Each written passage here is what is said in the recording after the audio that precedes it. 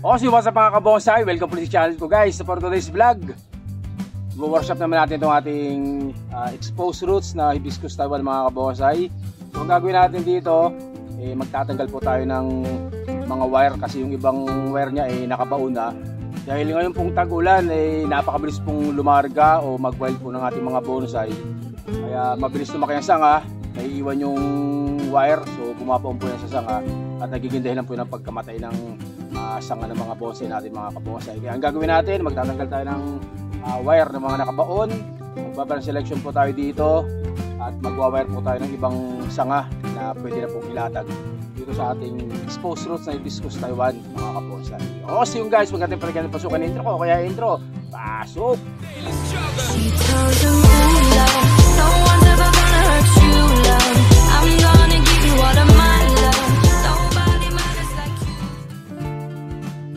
At ito nga guys, umpisa na natin. So unang gagawin ko dito i-depolate muna natin o magtatagal tayo ng dahon para hindi tayo mahirapan mamaya mamili ng mga sanga na ayusin natin at saka yung mga tatanggalan po natin ng mga wire. Kaya ang gagawin natin, mag-depolate muna tayo, magtatagal po tayo ng dahon mga kabonsai. At umpisa na po natin mga kabonsai yung pagtatanggal ng dahon.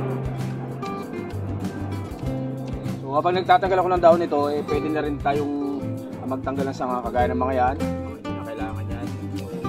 Tanggalin na rin po natin yung mga yan. So branch selection na rin po ito guys.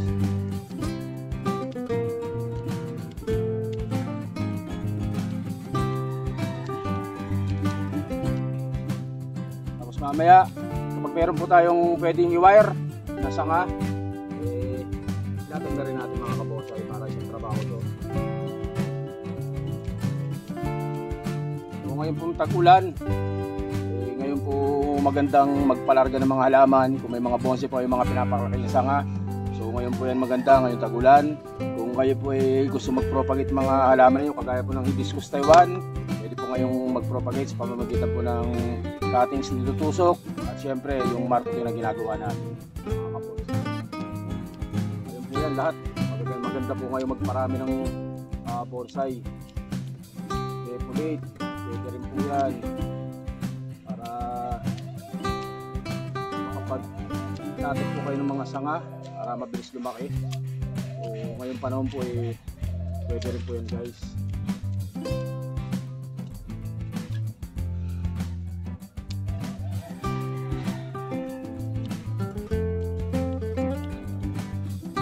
Siyempre shoutout sa tropang Art Capital Bonsai Club ng Angono. Siyempre shoutout din sa mga nasa UP, Diliman Bonsai Society. Shoutout po sa next Sabado po, may gaganapin po niyang tawag dito workshop. Ano ba kayo? Sa East 6, 7, 8 sa 8 po, June 8. Pero pong seminar dyan sa UP Diliman Bonsai Society. Pumasyal po kayo dyan mga kabonsai at ako po nandyan din po ako nyan sa Sabado. Punta ako dyan sa Sabado sa Diliman Bonsai Society sa UP. So tayo dyan, medyo matagal-tagal din hindi na ako nakapasyal sa UP.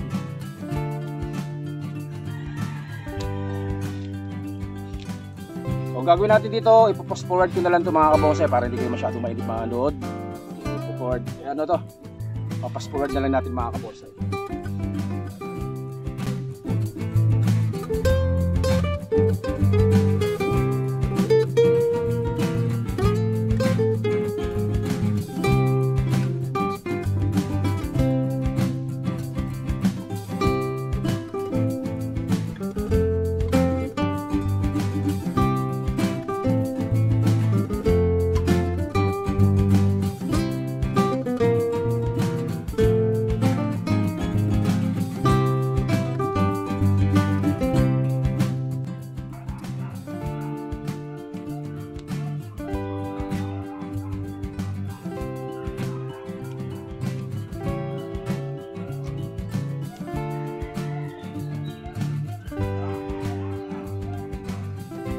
So mga kabonsai, hindi na natin ito tinanggal dito sa pwesto nila, sa pwesto niya, dahil ito po nirekta na po yung ugat sa lupa.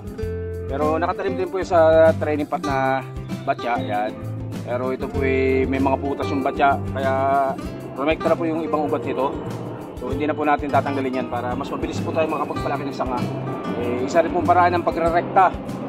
Kung gusto nyo mapabilis ang paglaki ng mga branches ng mga bonsai ninyo, rekta nyo po sa lupa.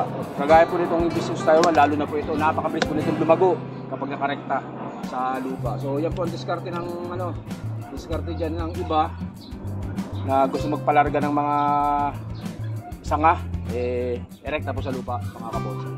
Isang diskarte po yan.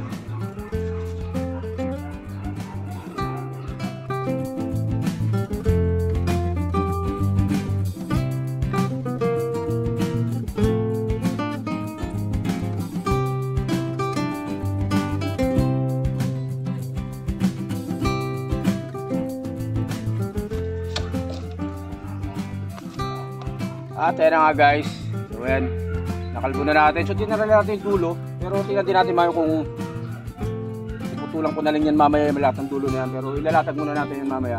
Pero gagawin natin, magtatagal muna tayo ng mga wire.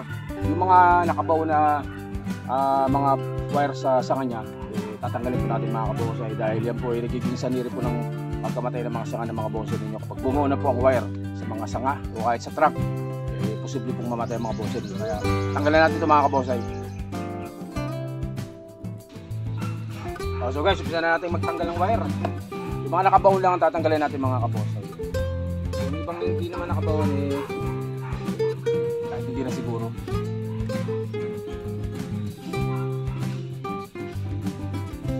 So hindi ko masyado may lapit yung camera kasi wala tayong cameraman.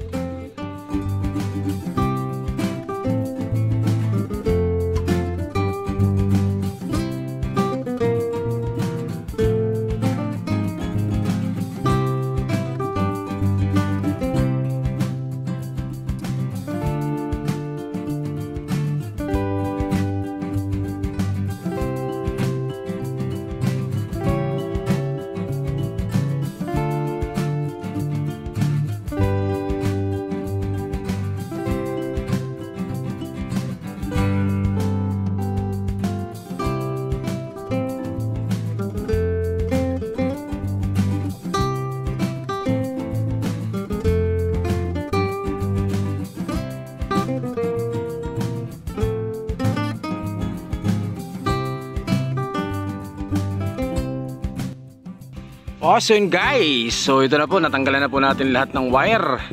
Kung matagal pong mag-wire o mag-latag ng sanga, matagal din pong magtanggal ng wire mga kabonsai. Dahil medyo malambot din po ang sanga nitong hibiscus, kaya dahan-dahan lang po.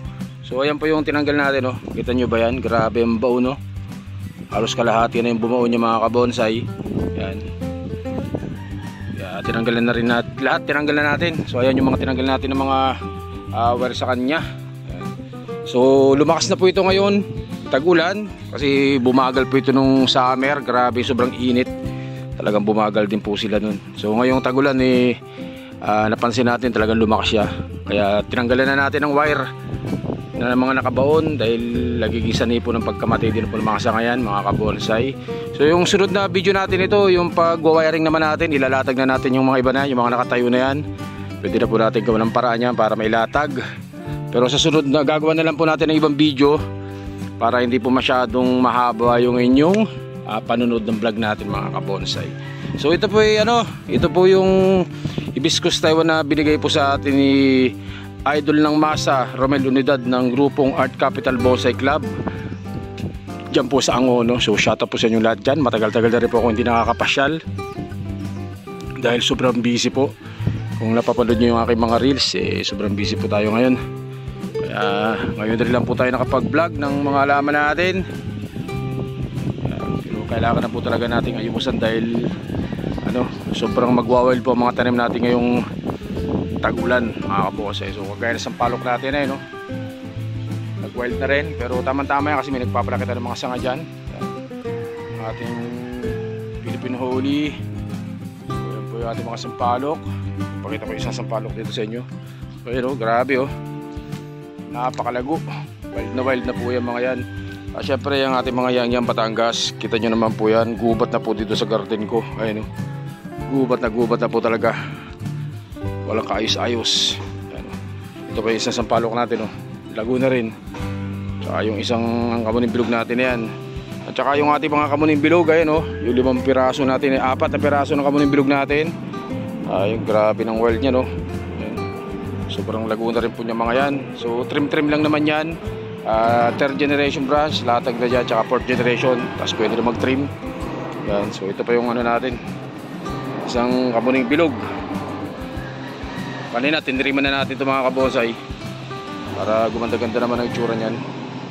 Sobrang wild ngayon mga kabosay mga halaman natin. Kaya ngayong tag-ulan kailangan mag-ayos. Dahil pag hindi po nag-ayos ng mga halaman makakabaon po ng wire yan. Lalo na po yung mga naka-wire nyo ng mga sanga-sanga, mga bonsai nyo man naka-wire. Pati po mga truck niyan maglalakihan bigla ngayon sa amin, ngayong tag-ulan. Kaya kailangan mag-ayos po ng mga halaman ngayon, guys. At hanggang dito po muna yung video natin mga kabosay. So abangan nyo po yung video natin ng paglalatag natin ng mga sanga nito o pag-wiring natin ito natin Hibiscus Taiwan na exposed roots mga kabosay. So guys, hanggang dito lang po muna. Stay safe. Siyempre, God bless us po mga kabosay. Maraming salamat po. Thank you.